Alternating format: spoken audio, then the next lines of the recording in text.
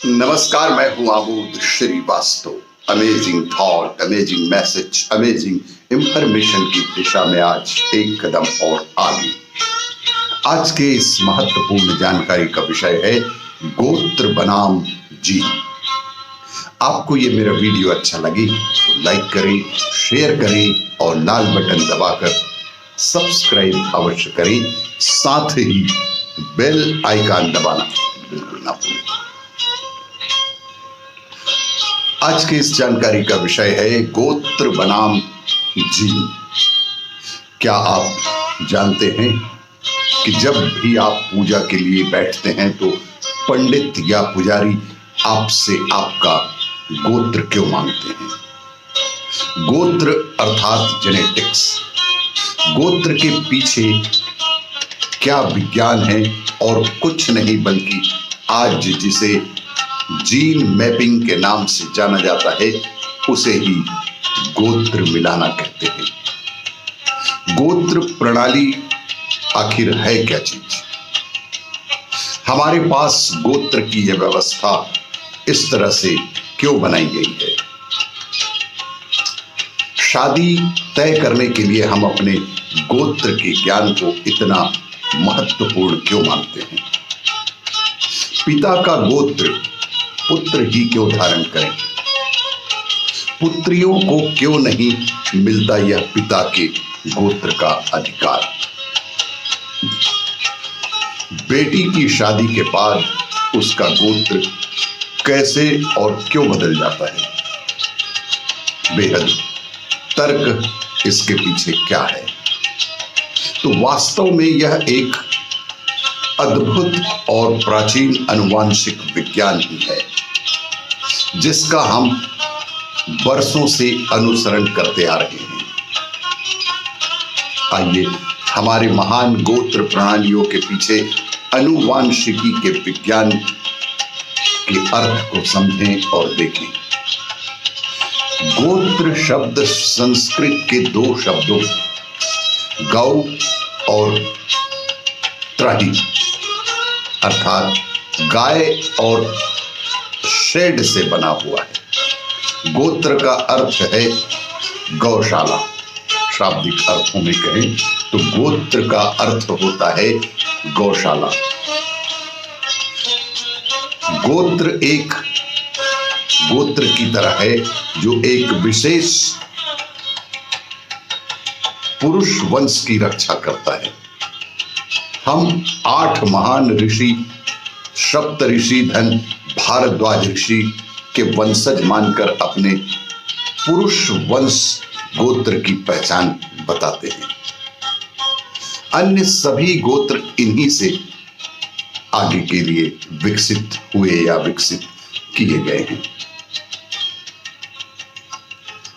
जैविक रूप से मानव शरीर में 23 जोड़े गुण सूत्र होते हैं, एक पिता से और एक माता से।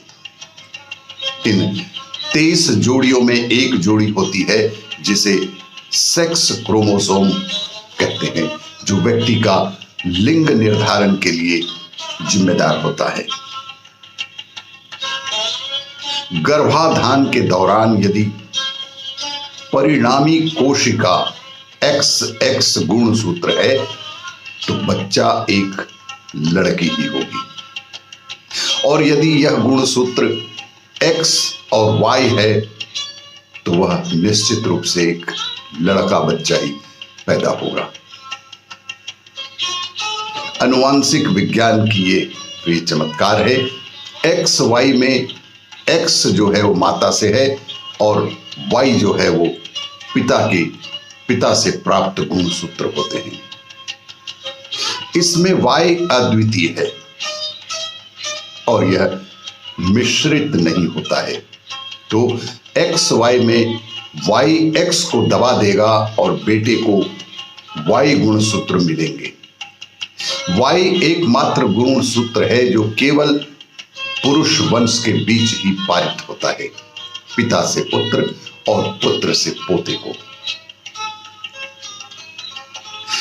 महिलाओं को कभी भी Y क्रोमोसोम नहीं मिलता है, इसीलिए Y गुणसूत्र वंशावली की पहचान करने में अनुवांशिकी में एक महत्वपूर्ण भूमिका निभाता है। चूंकि महिलाओं को कभी भी वाई क्रोमोसोम नहीं मिलता है, इसलिए महिला का गोत्र उसके पति का कहा जाता है और इसलिए शादी के बाद महिलाओं का, लड़कियों का गोत्र बदल जाता है। वे 8 ऋषियों से 8 भिन्न वाई गुण सूत्र प्राप्त हुए हैं। अगर हम एक ही गोत्र से हैं तो इसका मतलब है कि हम एक ही मूल पूर्वज के वंशज हैं। एक ही गोत्र के बीच विवाह से आनुवंशिक विकार होने की पूरी संभावना होती है। आनुवंशिक विकार का खतरा बढ़ जाता है क्योंकि एक ही गोत्र वाई सूत्रों, गुण सूत्रों में क्रॉस ओवर नहीं हो सकता है और यह दोषपूर्ण कोशिकाओं को सक्रिय कर देता है और वंश में दोष उत्पन्न होने की पूरी संभावना होती है। यदि ऐसा ही चलता रहा तो यह वाई गुण सूत्र के आकार और शक्ति को कम कर देता है, जो पुरुष के निर्माण के लिए बेहद महत्वपूर्ण होता है। यदि इस संसार में कोई वाई गुण सूत्र मौजूद नहीं है तो यह पुरुषों के विलुप्त होने का एकमात्र कारण बन सकता है।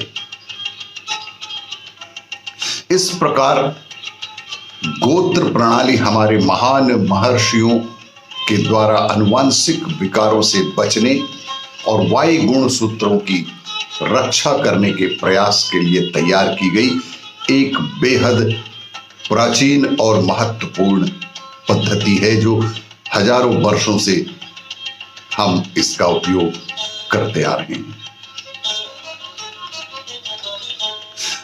अद्भुत जैव विज्ञान हमारे महर्षियों के द्वारा हमारी विरासत निसंदेह सबसे बड़ी है।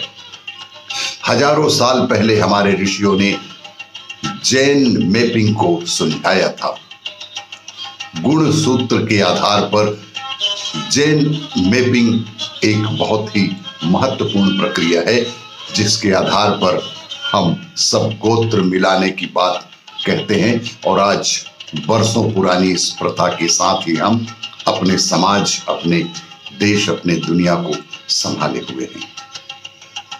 आपको ये मेरा वीडियो अच्छा लगे तो लाइक करें, शेयर करें और सब्सक्राइब अवश्य करें। धन्यवाद।